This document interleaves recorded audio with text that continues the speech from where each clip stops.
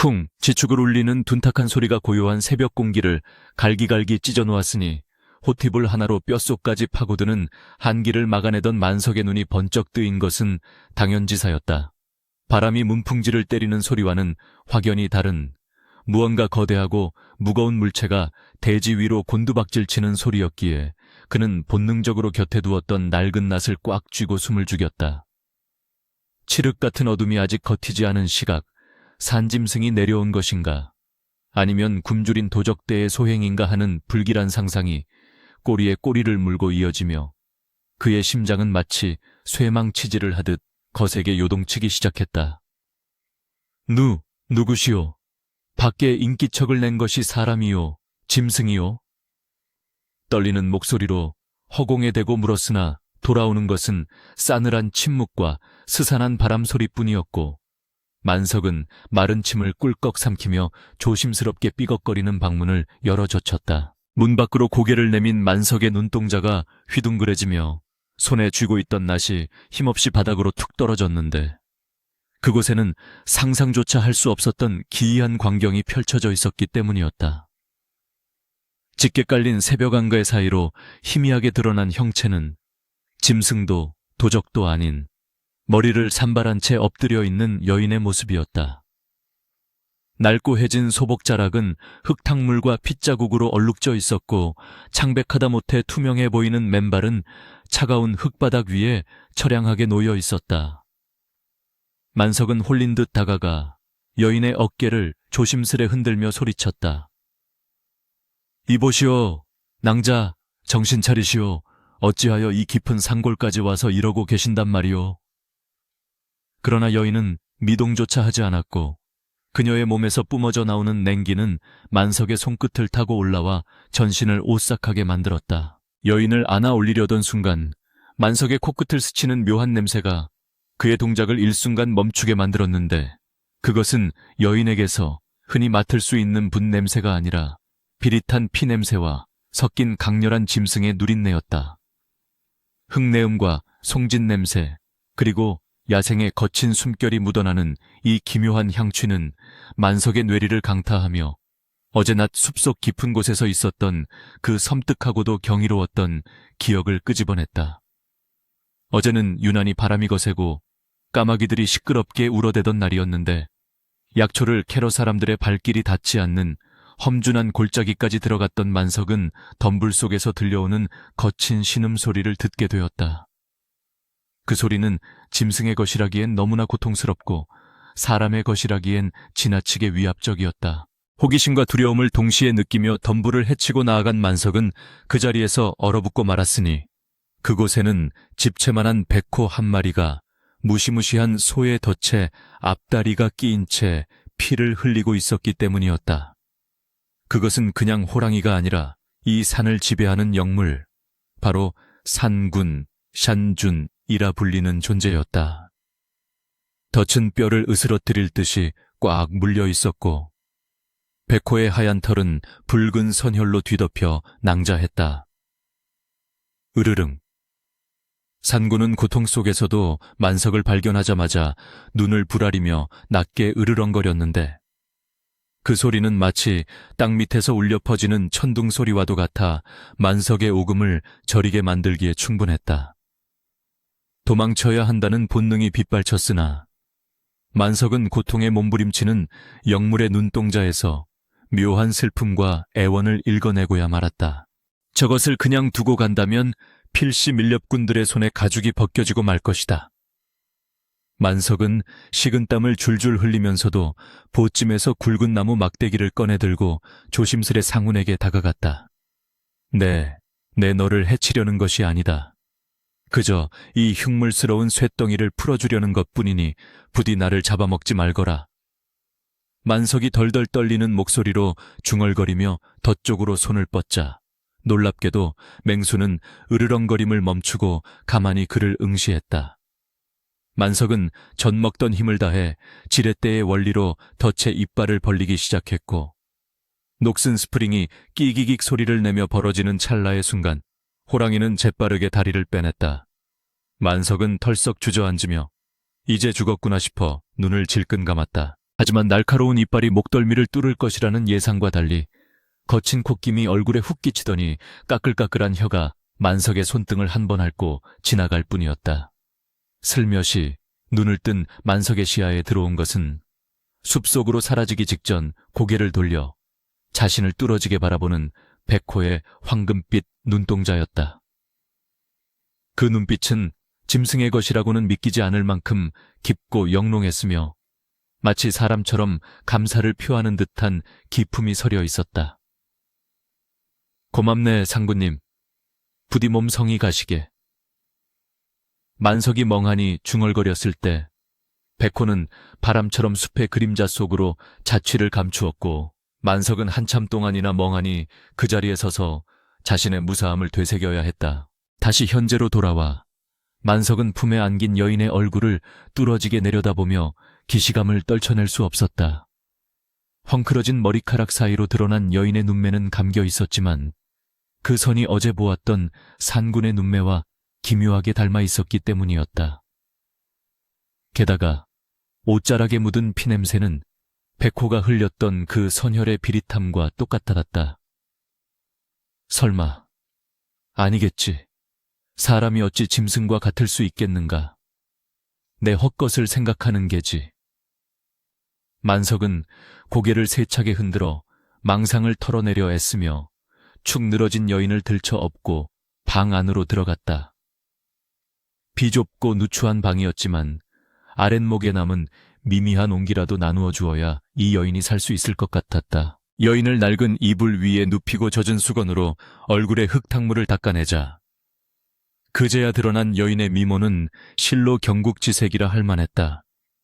뽀얀 피부는 백옥과 같았고 가지런한 눈썹과 붉은 입술은 한 폭의 그림처럼 아름다웠으나 그 아름다움 속에는 어딘가 서늘하고 범접하기 힘든 기운이 감돌고 있었다. 만석은 부엌으로 나가 쌀독을 긁어 미음을 끓이기 시작했다. 장작불이 타닥타닥 타오르는 소리를 들으며 그는 아궁이 불빛을 멍하니 바라보았다. 평생을 가난과 고독 속에서 살아온 나무꾼 만석에게 이 기이한 인연은 축복인 것인가 아니면 파멸의 전조인 것인가. 솥뚜껑이 들썩이며 하얀 김이 피어오를 때쯤 방 안에서 얕은 신음소리가 들려왔다. 서둘러 미음 그릇을 들고 방으로 들어선 만석은 깜짝 놀라 뒷걸음질 치고 말았는데 기절해 있던 여인이 어느새 일어나 앉아 자신을 정면으로 응시하고 있었기 때문이었다. 그녀의 눈동자는 어두운 방 안에서도 형형하게 빛나고 있었는데 그 색깔이 칠흑처럼 검은 것이 아니라 호박 보석처럼 은은한 황금빛을 띠고 있었다. 정신이 드시오? 몸은 좀 어떻소? 만석이 조심스레 묻자 여인은 대답 대신 코를 킁킁거리며 만석이 들고 있는 그릇 쪽으로 고개를 내밀었다. 그녀의 시선은 미움이 아니라 만석의 팔뚝에 난 작은 상처 어제산에서 덤불에 긁힌 자국에 고정되어 있는 듯했다. 배가 고파. 여인이 처음으로 입을 열어 뱉은 말은 사람의 언어였으나 그 억양은 묘하게 어눌하고 낯설었다. 마치 말을 처음 배우는 아이나 혹은 오랫동안 말을 잊고 살았던 존재가 힘겹게 내뱉는 소리 같았다. 만석은 얼른 밥상머리에 앉아 숟가락으로 미음을 떠서 그녀의 입가에 가져다 대었다. 자, 이것 좀 드시오. 며칠을 굶은 게요? 그러나 여인은 숟가락을 거들떠보지도 않고 갑자기 만석의 손목을 덥석 잡더니 그릇째로 미음을 들이마셨다. 뜨거운 죽이 목구멍으로 넘어가는 것도 아랑곳하지 않고 단숨에 그릇을 비운 그녀는 입가에 묻은 죽을 손등으로 쓱 닦아내며 다시금 만석을 빤히 쳐다보았다. 그 순간 만석은 등골이 오싹해지는 것을 느꼈다. 여인이 잡은 손목의 악력이 장정 못지않게 강했거니와 그녀의 손톱이 유난히 길고 날카로웠기 때문이었다. 하지만 여인은 이내 손에 힘을 풀고는 고개를 갸웃거리며 만석의 얼굴을 살폈다. 따뜻해. 너에게서 흙냄새가 나. 그녀가 웅걸거리며 만석의 품으로 쓰러지듯 안겨왔을 때 만석은 당황하여 어쩔 줄을 몰랐다. 여인의 몸은 여전히 얼음장처럼 차가웠지만 심장 박동 소리만큼은 쿵, 쿵, 쿵 하고 강렬하게 울리고 있었다. 그것은 마치 깊은 산속의 북소리처럼 만석의 가슴까지 진동시킬 정도로 힘찬 생명력의 소리였다. 만석은 엉겁결에 여인을 받아 안으며 창호지 문 너머로 밝아오는 아침 햇살을 바라보았다. 산새들이 지저귀는 평화로운 아침이었으나 그의 오두막 안에는 설명할 수 없는 기묘한 긴장감이 감돌고 있었다. 어제 구해준 상군, 오늘 새벽 들이닥친 정체불명의 여인, 그리고 그녀에게서 풍기는 짐승의 냄새와 황금빛 눈동자. 이 모든 것이 우연이 아님을 직감한 만석은 자신의 평범하고 조용했던 삶이 이제 돌이킬 수 없는 거대한 소용돌이 속으로 빨려 들어가고 있음을 뼈저리게 느꼈다. 품에 안긴 여인이 곤히 잠든 숨소리를 내는 동안 만석은 그녀의 머리카락을 조심스레 쓸어 넘기며 앞으로 닥쳐올 운명의 무게를 가늠해보려 애썼다. 며칠이 지났는지 알 수 없을 정도로 시간은 화살처럼 빠르게 또 한편으로는 멈춘 듯 더디게 흘러갔다. 만석의 낡은 오두막에는 이제 두 사람의 숨결이 섞여들고 있었으나 그 공기는 여전히 기묘하고도 신비로운 긴장감으로 팽팽했다. 여인은 사흘 밤낮을 꼬박 알아누운 뒤에야 비로소 자리를 털고 일어났는데 깨어난 그녀는 자신의 이름은커녕 어디서 왔는지조차 전혀 기억하지 못했다. 그저 멍하니 만석을 바라보며 눈을 깜빡일 뿐 입을 열어 자신의 신원을 밝히는 법이 없었다. 만석은 그런 그녀가 마치 진흙 속에서 피어난 청초한 연꽃과 같다 하여 연화리안화라는 이름을 지어주었다. 연화, 연화. 그녀는 그 이름이 낯선지 몇 번이고 입안에서 굴려보더니 이내 만석을 향해 희미하지만 환한 미소를 지어 보였다. 그 미소를 본 순간 만석의 가슴속 깊은 곳에 자리 잡고 있던 외로움이라는 묵은 먼지가 씻겨 내려가는 듯한 기분이 들었다. 하지만 연화와의 동거는 평범한 부부의 그것과는 확연히 달랐으니 그녀의 식성부터가 만석을 당혹스럽게 만들곤 했다. 만석이 정성스레 지은 쌀밥이나 나물 반찬에는 거들떠보지도 않고 오히려 만석이 산에서 잡아온 꿩이나 토끼를 손질할 때면 그 곁을 떠나지 못하고 서성거렸다. 어느 날 만석이 토끼 가죽을 벗기다 실수로 손을 베어 붉은 피가 방울져 떨어지자 곁에 앉아있던 연화의 눈동자가 순식간에 가늘어지며 황금빛으로 번뜩였다. 그녀는 무의식적으로 혀를 날름거리며 만석의 상처난 손가락을 낚아채 입으로 가져갔다. 낭자, 이게 무슨 짓이오? 만석이 기겁하며 손을 빼내려 했지만 그녀는 아랑곳하지 않고 상처를 빨았다. 기이하게도 그녀의 혀가 닿은 자리는 순식간에 지혈이 되었고 고통 또한 씻은 듯이 사라졌다. 멍해진 만석을 올려다보는 연화의 입계는 붉은 핏자국이 번져 있어 섬뜩하면서도 요염한 분위기를 자아냈다. 밤이 되면 기이함은 더욱 깊어졌는데 연화는 잠자리에 들 생각은 않고 소리 없이 밖으로 나가 지붕 위로 올라가곤 했다. 둥근 보름달이 차오르는 밤이면 그녀의 기행은 절정에 달했다. 만석이 걱정되어 마당으로 나가보면 연화는 위태롭게 지붕 용마루에 걸터앉아 하염없이 달을 올려다보고 있었다.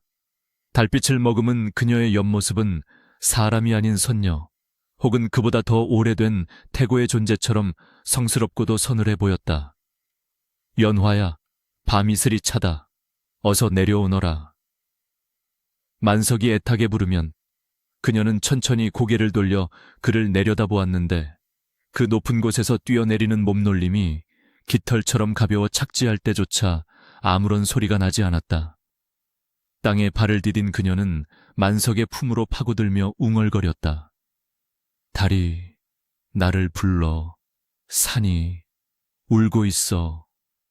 그녀의 몸에서는 짙은 숲의 향기와 밤바람 냄새가 났다. 만석은 그녀의 등 뒤로 느껴지는 서늘한 기운을 애써 무시하며 떨리는 어깨를 감싸 안아줄 뿐이었다. 그러던 어느 장날 읍내장터에 나갔던 만석은 마을 사람들 사이에서 도는 흉흉한 소문을 듣게 되었다. 자네 들었나? 산 밑 외딴 집에 사는 나무꾼 만석이 놈 말일세. 요새 웬 계집 하나를 데리고 산다더군. 주막 평상에 앉은 노인들이 곰방대를 두드리며 수군거렸다. 그 계집이 보통이 아니라네. 밤마다 그 집 근처에서 짐승 울음소리가 끊이지를 않는다지 뭔가. 며칠 전에는 칠성이가 약초 캐러 갔다가 그 집 담장 너머를 훔쳐봤는데 그 계집이 생닭을 뼈째 씹어먹고 있더라는 거야. 만석은 그 소리에 가슴이 철렁 내려앉아 사려던 물건도 다 사지 못한 채 서둘러 자리를 떴다. 등 뒤로 사람들의 따가운 시선과 쑥덕거림이 비수처럼 꽂히는 듯했다. 사람들이 오해한 게야. 연화는 그저 몸이 허하여 그런 것일 뿐 요물이라니 당치도 않다. 만석은 스스로에게 최면을 걸듯 되뇌었지만 발걸음은 점점 무거워졌다. 집으로 돌아오는 산길은 유난히 길고 어두웠다.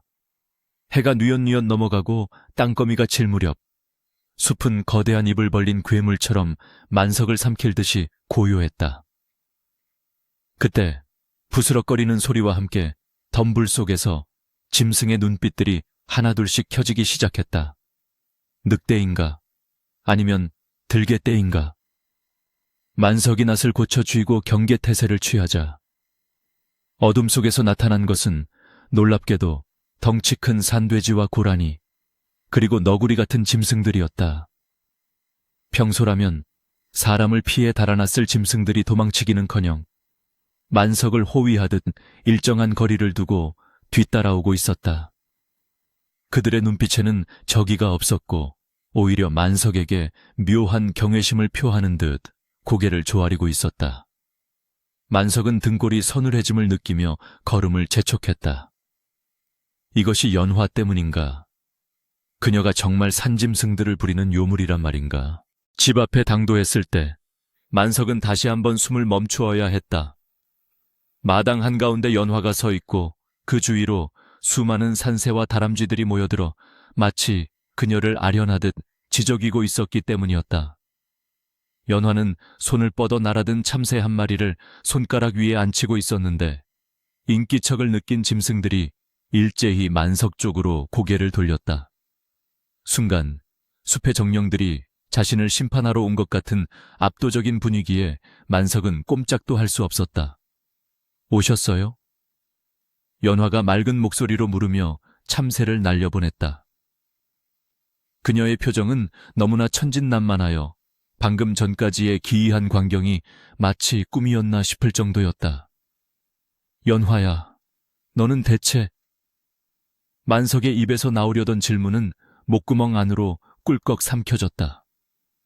지금 이 평화를 깨뜨리고 싶지 않은 마음, 그리고 진실을 마주하는 것에 대한 두려움이 그를 막아선 것이다. 그날 밤 만석은 깊은 잠에 들지 못하고 뒤척였다. 윗목에서 잠든 연화의 새근거리는 숨소리가 들려왔지만 바깥의 공기는 심상치 않았다. 우우우우 멀리서 들려오는 늑대의 울음소리가 점점 가까워지더니 이내 집 주위를 뱅뱅 도는 발자국 소리가 들려왔다. 사각, 사각. 낙엽을 밟는 그 소리는 하나둘이 아니었다. 수십 마리의 짐승들이 만석의 오두막을 포위하고 있는 것이 분명했다. 공포에 질린 만석이 문틈으로 밖을 내다보려 할 때 잠든 줄 알았던 연화가 어느새 일어나 문 앞에 서 있었다. 그녀는 문을 활짝 열어젖혔다. 안 돼. 만석이 비명을 지르며 말릴 새도 없이 열린 문 밖으로 드러난 광경은 경악 그 자체였다. 마당 가득히 늑대, 여우 오소리들이 빼곡히 들어차 있었는데 그들은 공격하려는 기세가 아니라 모두 앞발을 꿇고 머리를 땅에 조아리고 있었다. 그들의 시선은 오직 하나, 문가에 선 연화에게로 향해 있었다. 달빛을 등지고 선 연화의 그림자가 길게 마당으로 드리워졌고 그녀의 눈동자는 다시금 황금빛으로 이글거렸다. 그녀가 입술을 달싹이지 않고도 낮은 목구멍 소리 그르릉을 내자 짐승들은 마치 왕의 명령을 받은 신하들처럼 일제히 꼬리를 내리고 뒷걸음질쳐 어둠 속으로 물러났다. 순식간에 텅 빈 마당에는 싸늘한 바람만이 남았다. 연화는 천천히 몸을 돌려 굳어버린 만석을 바라보았다. 무서워하지 마. 그들은 그저 인사를 하러 온 것뿐이야. 그녀의 목소리는 슬펐다. 자신이 누구인지 모른다 했으나 본능은 그녀가 이 산의 주인임을 기억하고 있는 듯했다. 만석은 떨리는 손으로 연화의 어깨를 잡았다. 연화야, 사람들이 너를 두고 이상한 말을 한다. 네가 위험해질 수도 있어. 만석의 진심 어린 걱정에 연화의 황금빛 눈동자가 잠시 흔들렸다. 그녀는 만석의 가슴에 얼굴을 묻으며 속삭였다. 나를 버리지 않을 거지? 내가 사람이 아니어도?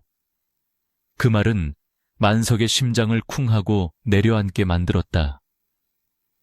짐작은 하고 있었으나 그녀의 입으로 직접 듣는 확인은 또 다른 무게감으로 다가왔다.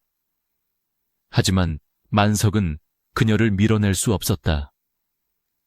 이미 그녀는 그의 고독한 삶의 유일한 빛이 되어버렸기 때문이었다.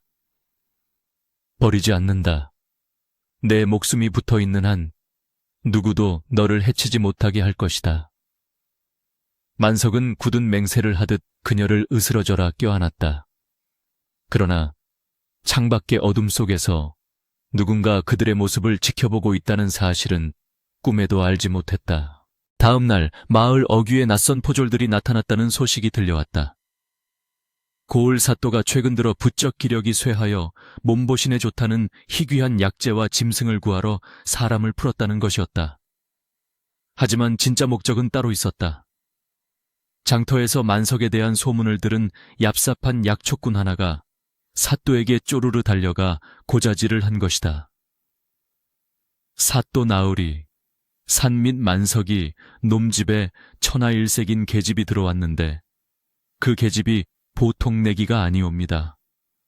짐승을 부리고 기운이 범상치 않은 것이 필시 산삼을 먹고 사람이 된 여우이거나 백년 묵은 구미호가 아닐까 하옵니다.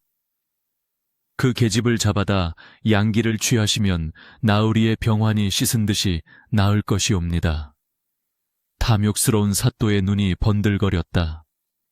그는 자신의 병을 고치고 색욕을 채우기 위해 만석의 오두막을 덮칠 음흉한 계획을 세우기 시작했다.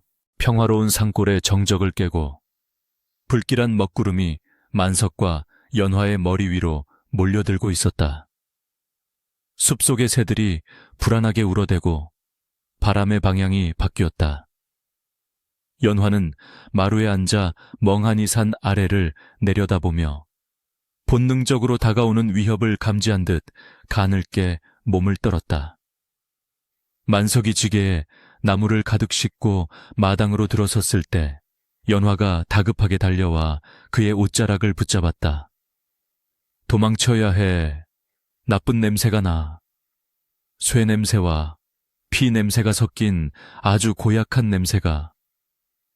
그녀의 눈동자는 공포로 확장되어 있었다. 만석이 영문을 몰라 묻기도 전에 오두막집 살인문이 쾅 하고 박살나며 관아의 포졸들이 들이닥쳤다. 내 이놈, 산속에 요물을 숨겨둔 죄인을 당장 포박하라. 고함 소리와 함께 번쩍이는 육모방망이가 만석의 머리 위로 떨어졌다. 우지끈 뼈가 으스러지는 듯한 섬뜩한 파열음과 함께 만석의 몸이 마당 구석으로 처박혔다. 흙먼지가 자욱하게 피어오르는 가운데 입안 가득 고인 비릿한 핏물이 쿨럭하고 터져 나왔다. 이놈, 감히 관아의 영을 거역하느냐. 포졸들의 서슬 퍼런 고함 소리가 고막을 찢을 듯 울렸지만 만석은 흐릿해지는 정신을 부여잡고 다시금 몸을 일으켰다. 눈앞이 핑 돌고 다리가 후들거렸으나 오직 연화를 지켜야 한다는 일념 하나가 쓰러지는 육신을 지탱하고 있었다. 안 된다. 그 사람에게 손대지 마라. 만석이 피 섞인 침을 뱉으며 짐승처럼 울부짖고 낫을 휘두르려 했으나 놈들은 이미 준비된 사냥꾼들처럼 노련했다. 순식간에 날아든 육모방망이가 만석의 손목을 강타했고 낫은 힘없이 허공을 갈라 땅에 떨어졌다.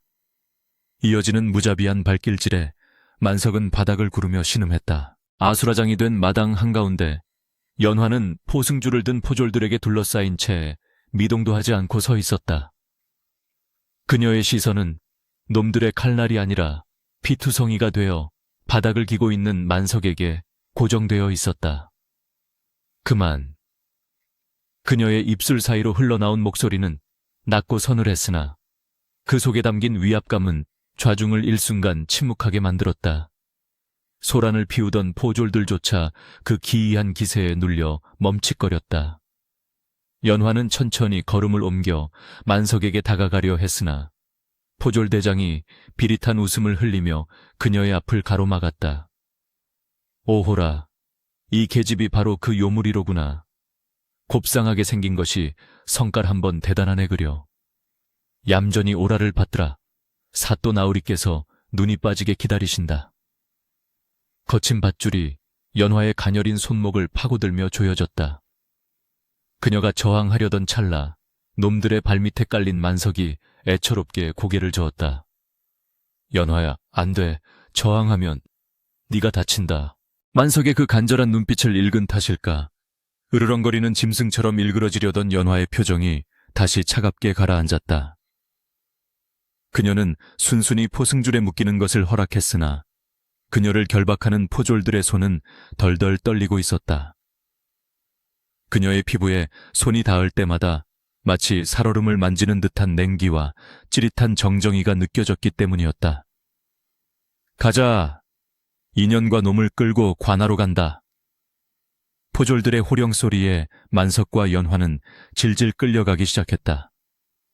뒤돌아본 오두막은 난장판이 되어 있었고 마당에 흩어진 핏자국 위로 까마귀 한 마리가 내려앉아 구슬프게 울어댔다. 마을 사람들은 집집마다 문을 걸어 잠그고 숨죽여 이 참담한 행렬을 훔쳐볼 뿐 누구 하나 나서서 그들을 도우려 하지 않았다. 권력의 횡포 앞에 민초들의 정의감은 바람 앞에 등불처럼 무력했다. 관아의 높은 담장을 넘어들어선 동원 앞마당에는 기름진 얼굴의 사또가 화려한 비단 옷을 입고 거만하게 앉아 있었다. 저 계집이로구나. 사또는 탐욕스러운 눈빛으로 연화를 위아래로 훑어보며 마른 입술을 혀로 핥았다. 흑투성이가 되고 머리가 헝클어졌음에도 불구하고 연화가 뿜어내는 기묘한 아름다움은 주위의 모든 빛을 빨아들일 듯 강렬했다. 사또는 자리에서 벌떡 일어나 단숨에 계단 아래로 내려왔다. 과연 소문대로 절세기로고 내 병을 고칠 약이 바로 여기 있었구나. 그가 떨리는 손을 뻗어 연화의 턱을 치켜 올리려 하자 연화는 고개를 획 돌려 그의 손길을 피했다. 그녀의 황금빛 눈동자가 사또를 쏘아보았는데 그 순간 사또는 등골이 오싹해짐을 느꼈다. 그것은 겁에 질린 여인의 눈이 아니라 사냥감을 앞에 둔 맹수의 눈빛이었다. 이 천한 것이 감히. 무안해진 사또가 짐짓 호통을 치며 손을 들어 연화의 뺨을 올려붙이려 했다. 그때 옆에서 무릎이 꿇린 채 포박당에 있던 만석이 몸을 날려 사또의 다리를 붙잡고 늘어졌다. 나으리, 제발 살려주십시오. 저 여인은 아무 죄가 없습니다. 숲에서 길을 잃은 불쌍한 사람일 뿐입니다. 제발 놓아주십시오. 만석의 절규에 사또는 가소롭다는 듯 코웃음을 쳤다. 네 이놈, 감히 어디라고 안전에 함부로 몸을 놀리느냐. 이놈은 산에서 요물을 주워와 혹세무민한 죄가 크다. 당장 하옥하고 내일 날이 밝는 대로 멍석마리를 하여 다스릴 것이다. 사또의 발길질에 만석은 다시금 나동그라졌고 포졸들이 달려들러 그를 질질 끌고 옥사 쪽으로 향했다. 멀어지는 만석을 바라보는 연화의 입술이 소리 없이 움직였다. 기다려. 그것은 약속이자 다가올 핏빛 응징에 대한 예고였다. 지하 감옥은 빛 한 줄기 들지 않는 암흑천지였다. 썩은 집단 냄새와 오물 냄새가 코를 찔러 숨조차 쉬기 힘들었다. 쾅! 육중한 쇠문이 닫히는 소리와 함께 만석은 세상과 단절되었다. 차가운 돌바닥에 쓰러진 만석은 온몸이 부서질 듯한 고통 속에서도 오직 연화 걱정뿐이었다. 내가 힘이 없어. 내가 못나서 그녀를 지옥으로 끌고 왔구나. 자책감은 뼈를 깎는 아픔보다 더 깊게 그의 영혼을 파고들었다. 어둠 속에서 쥐들이 찍찍거리며 그의 주위를 배회했고 벽을 타고 흐르는 물방울 소리가 마치 자신의 피가 떨어지는 소리처럼 들렸다. 만석은 퉁퉁 부어오른 눈으로 허공을 응시하며 쉰 목소리로 중얼거렸다. 산군님, 당신이 정말 이 산의 주인이라면 제발 그녀를 굽어 살펴주소서. 제 목숨을 거두어 가도 좋으니 부디 연화만은. 그의 기도는 절망적인 흐느낌으로 변해 감옥의 차가운 벽에 메아리쳤다. 한편 사또는 연화를 관하 안채의 깊숙한 별당에 가두도록 명했다. 오늘 밤은 길 일이 아니니 내일 밤 합궁을 치를 것이다. 그때까지 저 계집을 깨끗이 씻기고 단장시켜 놓거라. 사또는 입맛을 다시며 물러갔고 하녀들이 들어와 연화를 억지로 목욕시키고 비단 옷을 입혔다. 화려한 옷과 장신구로 치장된 연화는 마치 인형처럼 앉아 있었지만 그녀의 내면에서는 걷잡을 수 없는 폭풍이 휘몰아치고 있었다. 창밖으로 둥근 달이 떠오르자 그녀의 심장은 거칠게 박동하기 시작했다. 쿵쿵쿵. 그것은 감옥에 있는 만석의 심장 소리와 공명하는 듯했다. 하녀들이 모두 물러가고 방 안에 홀로 남겨지자 연화는 천천히 자리에서 일어나 창가로 다가갔다. 달빛이 그녀의 얼굴을 비추자 검은 눈동자가 서서히 세로로 찢어지며 완연한 황금색으로 변해갔다. 크르릉. 그녀의 목구멍에서 짐승의 그르렁거리는 소리가 새어나왔다. 손톱이 길어지며 방바닥에 깔린 비단 보료를 갈갈이 찢어놓았다. 그녀는 인간의 언어를 잊어가는 듯했다. 머릿속에는 오직 하나, 자신의 짝을 빼앗아간 놈들에 대한 사리와 파괴 본능만이 끌어올랐다. 그녀가 창문을 열어젖히자 밤바람을 타고 숲의 냄새가 밀려 들어왔다. 그 냄새 속에는 피냄새와 만석의 눈물 냄새가 섞여 있었다. 순간 관아 밖 멀리 떨어진 숲에서 수천 마리의 짐승들이 일제히 울부짖기 시작했다. 늑대의 하울링, 멧돼지의 씩씩거림, 까마귀의 불길한 울음소리가 하나로 섞여 고을 전체를 뒤덮었다. 마을의 개들이 미친 듯이 지저대고 마구간의 말들이 날뛰어 곱비를 끊을 듯 요동쳤다. 사또는 침소에서 술을 마시다 들려오는 흉흉한 짐승 소리에 술잔을 떨어뜨렸다. 이게 무슨 소리냐? 밖이 왜 이리 소란스러워? 포졸들이 창백한 얼굴로 뛰어들어왔다. 나으리, 큰일 났습니다. 산짐승 떼가 관아 쪽으로 몰려오고 있습니다. 담장 밖이 온통 짐승들의 눈빛으로 가득합니다.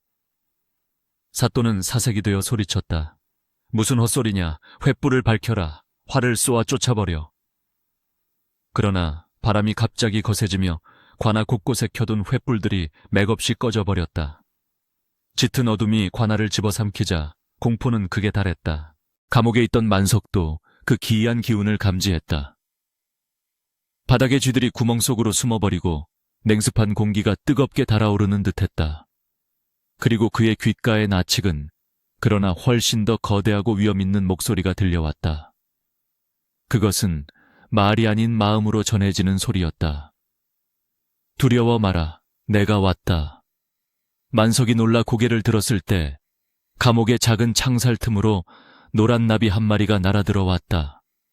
아니, 그것은 나비가 아니라 황금빛 불티였다. 불티는 만석의 상처난 손등에 내려앉아 따스하게 스며들었다. 고통이 사라지고 알 수 없는 힘이 솟구쳤다. 별당에 갇힌 연화는 이제 완전히 다른 존재가 되어 있었다. 그녀는 입고 있던 비단옷을 거칠게 찢어발기고 알몸인 채로 방 한가운데 웅크리고 앉았다. 그녀의 등 근육이 꿈틀거리며 뼈마디가 굵어지고 하얀 피부 위로 검은 줄무늬가 아지랑이처럼 피어올랐다. 인간의 형상이 흐려지고 거대한 맹수의 실루엣이 겹쳐 보였다. 그녀가 고개를 들어 천장을 향해 포효했을 때 그 소리는 건물의 기둥을 흔들고 기왓장을 떨어뜨릴 만큼 강력했다. 캬! 그것은 억눌린 분노의 폭발이자 피의 잔치를 알리는 신호탄이었다. 관아의 담장이 우르르 무너져 내리는 소리와 함께 어둠 속에서 기다리던 숲의 군대가 들이닥칠 준비를 마쳤다. 밤은 이제 인간의 것이 아니었다. 산군의 심판이 시작된 것이다. 우르릉 쾅! 마른 하늘에 날벼락이 떨어진다는 말이 이를 두고 하는 말이었을까? 칠흑 같은 밤하늘을 가로지르는 시퍼런 뇌전이 관아의 지붕을 강타하며 기와 조각들이 비오듯 쏟아져 내렸다. 사또가 연화가 갇힌 별당의 문고리를 잡으려는 찰나 거대한 돌풍이 불어닥쳐 문짝이 통째로 뜯겨나가 마당을 뒹굴었다. 으악! 이게 무슨 변고냐? 사또는 비명을 지르며 엉덩방아를 찧었고 공포에 질린 포졸들은 육모방망이를 내던지고 머리를 감싸주며 우왕좌왕했다. 바람은 단순한 바람이 아니었다. 그것은 수백 년 묵은 고목을 뿌리째 뽑아낼 듯한 기세였으며 그 속에는 억울하게 죽어간 산짐승들의 비명과 같은 기괴한 곡소리가 섞여 있어 듣는 이들의 간담을 서늘하게 만들었다. 뜯겨나간 문 너머 별당 안에서 천천히 걸어 나오는 존재를 본 순간 사또의 심장은 멈추는 듯했다. 비단옷은 갈기갈기 찢겨나가고 풀어 헤쳐진 검은 머리카락이 뱀처럼 허공에서 춤을 추는 그 여인 연화였다. 하지만 그녀는 더 이상 가녀린 여인이 아니었다. 번개가 번쩍일 때마다 그녀의 그림자는 벽면 가득 거대한 호랑이의 형상으로 일렁거렸고 그녀의 등 뒤로 아지랑이처럼 피어오르는 푸른 인광은 맹수의 털처럼 곤두서 있었다. 내 이놈, 감히 산의 주인에게 쇠사슬을 채우고 욕보이려 했느냐. 그녀의 입술은 움직이지 않았으나 고막을 찢을 듯한 쩌렁쩌렁한 목소리가 사방에서 울려 퍼졌다. 그것은 사람의 목소리가 아닌 대지의 분노가 응축된 신의 호통이었다. 요 요물이다. 전연을 쏘아라. 어서 활을 쏘란 말이다. 사또가 거품을 물며 악을 썼지만 궁수들은 활 시위를 당길 엄두조차 내지 못했다. 연화가 황금빛으로 이글거리는 눈동자를 번뜩이며 한 걸음 내딛자 땅이 지진이라도 난 듯 쿵 하고 울렸기 때문이었다. 그때였다. 무너진 담장 틈으로 검은 그림자들이 물밀듯이 쏟아져 들어왔다. 늑대 떼였다. 수십 수백 마리의 늑대들이 으르렁거리는 이빨을 드러내며 포졸들을 포위했다. 그 뒤로는 멧돼지들이 기둥을 들이받아 관아의 건물을 뒤흔들었고 하늘에서는 수천 마리의 까마귀와 독수리떼가 맴돌며 날카로운 발톱으로 악인들의 상투를 낚아채고 얼굴을 핥히었다. 관아는 순식간에 아수라장으로 변했다. 비명과 신음, 짐승의 포효가 뒤섞인 생지옥이었다. 한편 지하 감옥에도 산군의 분노가 닿았다. 벼락이 옥사 지붕을 때려 벽 한쪽이 와르르 무너져 내린 것이다. 자욱한 먼지 속에서 만석은 콜록거리며 몸을 일으켰다. 그의 손목을 조이던 족쇄는 벼락의 충격으로 끊어져 있었다. 연화야. 만석은 자유의 몸이 되었다는 기쁨보다 연화에 대한 걱정이 앞서 깨진 돌덩이를 밟고 무너진 벽 틈으로 기어 나왔다. 밖으로 나온 그의 눈앞에 펼쳐진 광경은 실로 충격적이었다. 화려하고 위험 있던 관아는 불길에 휩싸여 반쯤 무너져 있었고 마당은 짐승들과 혼비백산하여 도망치는 광운들로 뒤엉켜 있었다. 하지만 기이하게도 미쳐 날뛰는 짐승들은 만석을 보자마자 공격을 멈추고 길을 터주었다. 늑대 한 마리가 다가와 만석의 옷자락을 물고 별당 쪽을 가리켰다. 비켜라, 비켜! 만석은 불타는 기둥을 피해 미친 듯이 달렸다. 별당 앞마당에 도착했을 때 그는 믿을 수 없는 장면을 목격했다. 사또는 마당 한가운데 주저앉아 오줌을 지리며 뒷걸음질 치고 있었고 그 앞에는 거대한 백호의 환영이 덥시워진 연화가 서 있었다. 연화의 손톱은 날카로운 흉기가 되어 사또의 목을대를 겨누고 있었다. 살려주시오. 내 다시는 그러지 않겠소. 내 전 재산을 다 내놓겠소. 사또가 비굴하게 애원했지만 연화의 눈빛에는 자비가 없었다. 그녀가 손을 높이 쳐들자 하늘에서 다시 한번 뇌성이 울리며 굵은 빗줄기가 쏟아지기 시작했다. 빗물은 사또의 얼굴을 때리며 마치 죄를 씻어내리려는 듯 거세게 퍼부었다. 연화야, 멈춰라. 만석의 절규가 빗소리를 뚫고 울려 퍼졌다. 살기를 내뿜던 연화의 동작이 일순간 멈칫했다. 천천히 고개를 돌린 그녀의 황금빛 눈동자에 비를 맞으며 서 있는 만석의 모습이 비쳤다. 그만하거라. 내 손에 더 이상 더러운 피를 묻히지 마라. 하늘이 보고 있고 땅이 알고 있다. 저자는 이미 끝났다. 만석은 떨리는 다리를 옮겨 연화에게 다가갔다. 주위의 늑대들이 만석을 막으려 으르렁거렸지만 연화의 입에서 낮은 신음이 흘러나오자 짐승들은 조용히 물러섰다. 만석은 호랑이의 형상으로 일렁이는 연화의 앞을 가로막고 서서 공포에 질린 사또가 아닌 그녀의 눈을 똑바로 바라보았다. 돌아가자. 우리 집으로, 산으로 돌아가자. 만석의 따뜻한 손이 연화의 차가운 뺨에 닿는 순간 기적이 일어났다. 연화의 몸을 감싸고 있던 거대한 백호의 환영이 안개처럼 흩어지며 하늘로 승천하듯 사라진 것이다. 동시에 그녀의 눈동자에서 황금빛이 서서히 잦아들고 다시 검고 깊은 인간의 눈동자로 돌아왔다. 살기와 분노로 가득 찼던 표정이 풀리며 그녀는 실이 끊어진 인형처럼 휘청거렸다. 만석님. 가늘게 떨리는 목소리와 함께 그녀가 쓰러지자 만석은 재빨리 그녀를 받아 안았다. 그녀의 몸은 불덩이처럼 뜨거웠다. 그 순간 하늘을 뒤덮었던 먹구름이 걷히고 둥근 보름달이 구름 사이로 모습을 드러냈다. 달빛이 두 사람을 비추자 마당을 가득 메웠던 짐승들이 일제히 고개를 들어 달을 향해 길게 울부짖었다. 그것은 승리의 함성이자 산군이 보내는 작별의 인사였다. 사또는 이 기가 막힌 광경을 멍하니 바라보다가 공포가 극에 달한 나머지 으헤헤헤, 호랑이다, 호랑이가 춤을 춘다 하며 괴상한 소리를 지르기 시작했다. 그는 완전히 실성하여 옷을 벗어 던지고 춤을 추며 무너진 관아 밖으로 뛰쳐나갔다. 권력에 취해 백성을 괴롭히던 탐관오리의 비참한 말로였다. 살아남은 이방과 포졸들은 땅에 머리를 박고 벌벌 떨며 용서를 빌었다. 산신령님, 노여움을 푸소서. 저희가 죽을 죄를 지었습니다.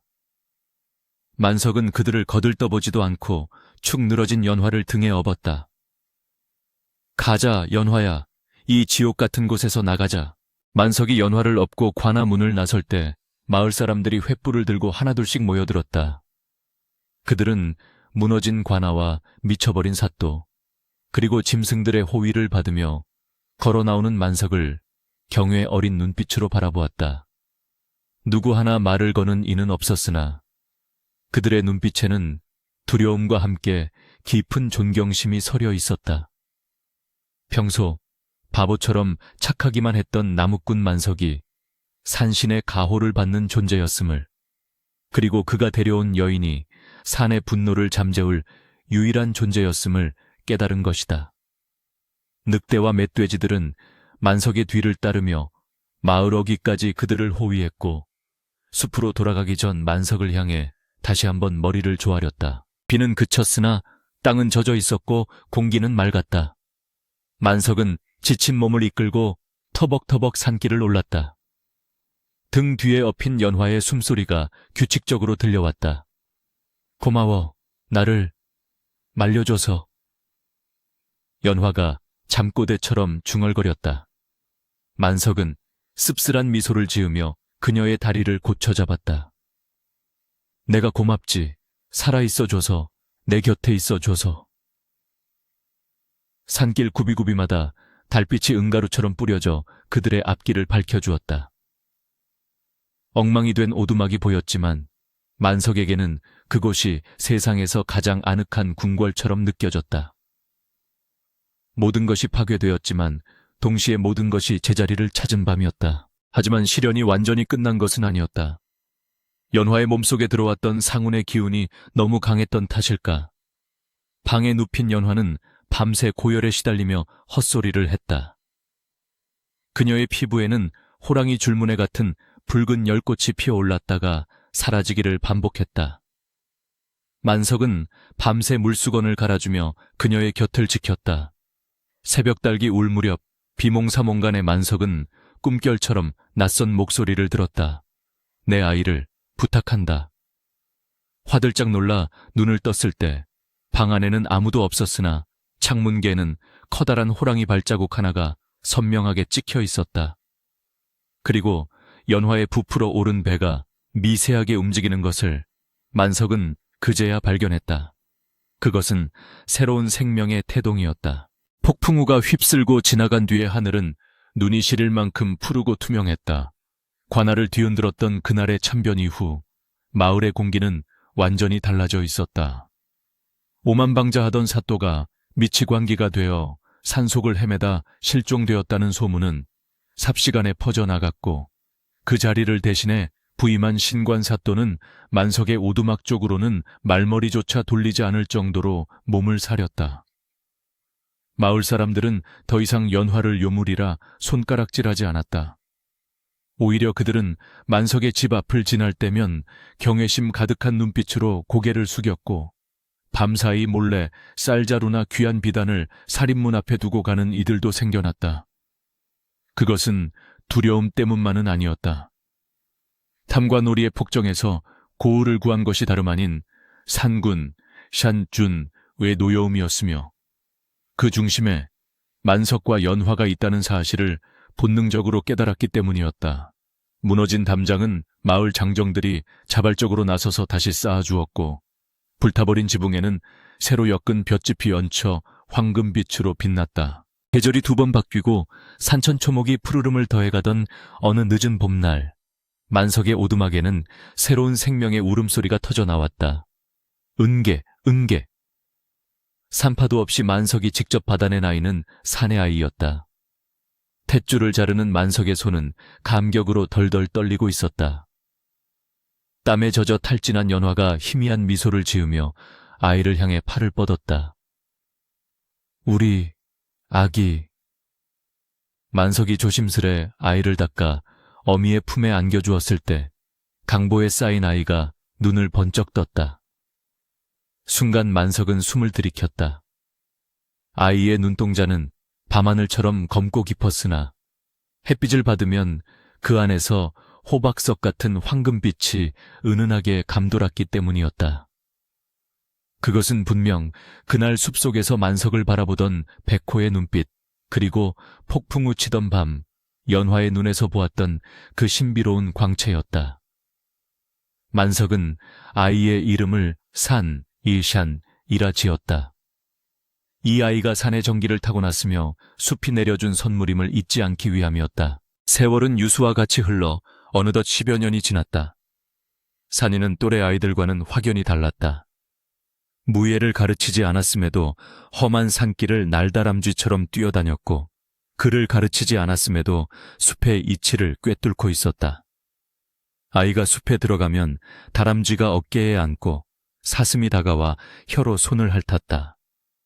심지어 마을 사람들이 두려워하는 멧돼지 떼조차 산이가 나타나면 길을 비켜주곤 했다. 어느 날 만석이 지게를 지고 산을 오르는데 산이가 벼랑 끝에 위태롭게 서 있는 것을 보았다. 산아, 위험하다. 만석이 놀라 소리쳤으나 산이는 뒤를 돌아보며 해맑게 웃었다.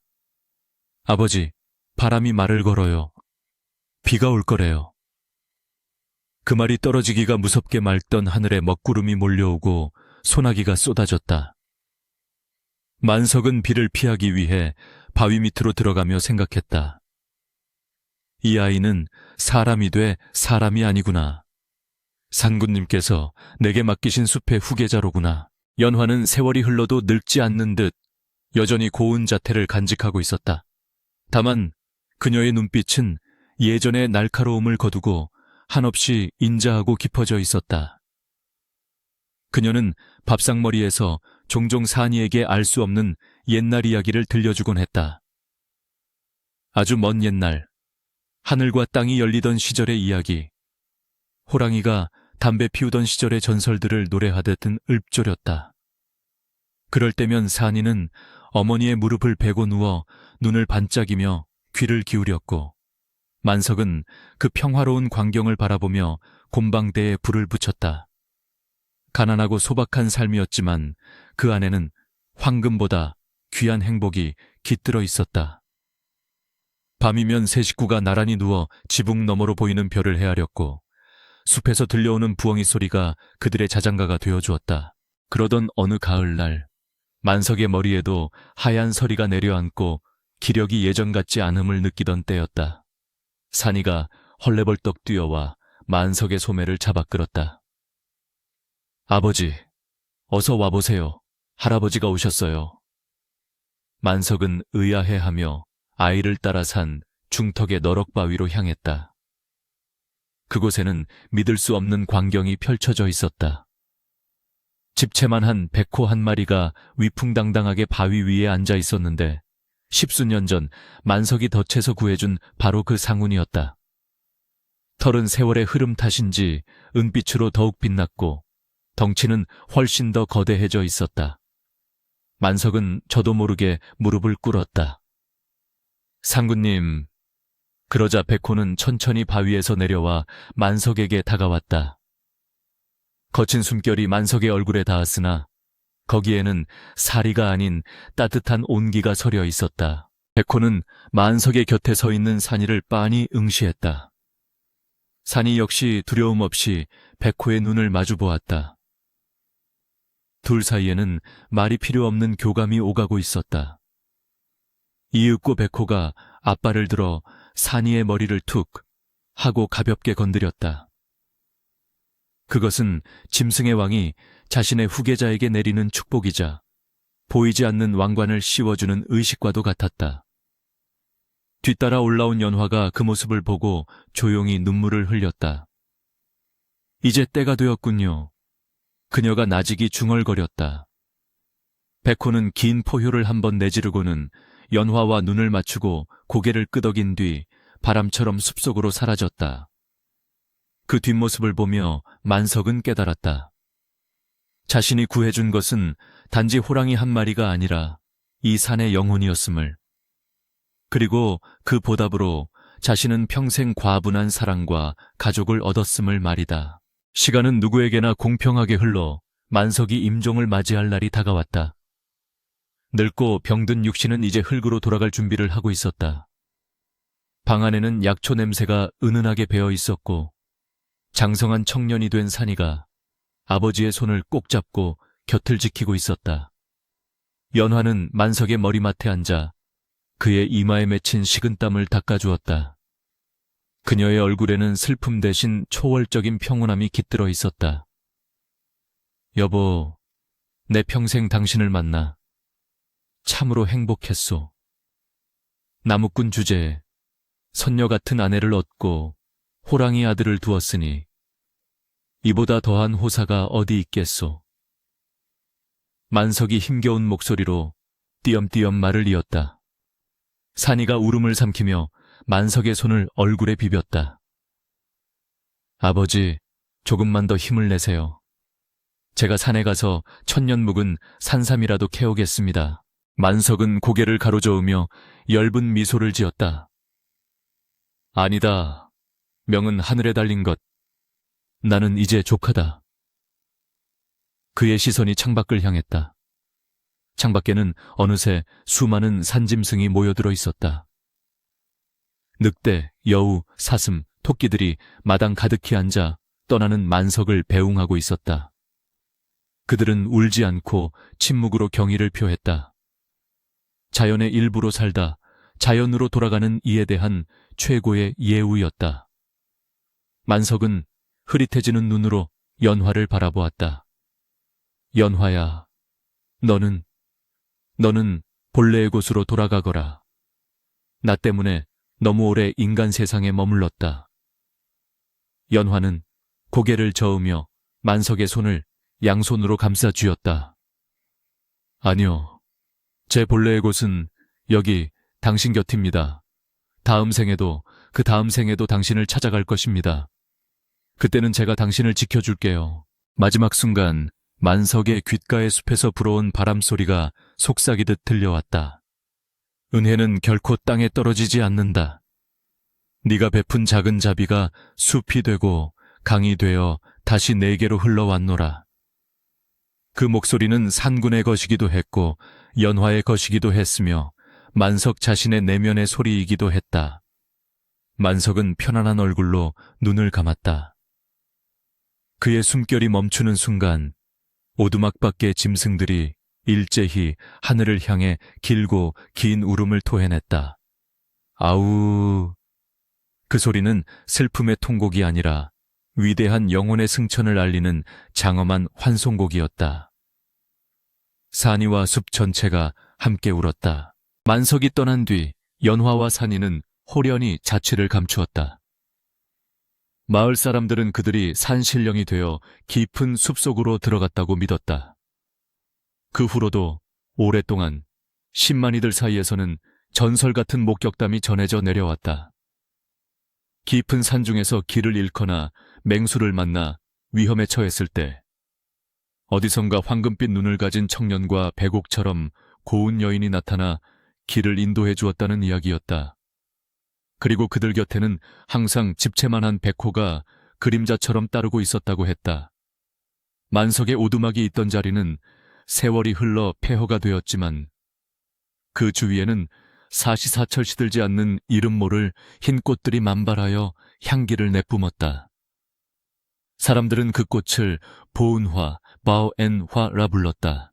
선한 마음 하나로 흉포한 맹수의 마음을 움직이고 그로 인해 기이하지만 아름다운 인연을 맺었던 나무꾼 만석의 이야기는 그렇게 전설이 되어 고을 사람들의 입에서 입으로 전해졌다. 바람이 불 때마다 숲은 속삭였다. 세상에 우연은 없으며 진심으로 베푼 은혜는 언젠가 반드시 더 큰 축복이 되어 돌아온다는 변하지 않는 진리를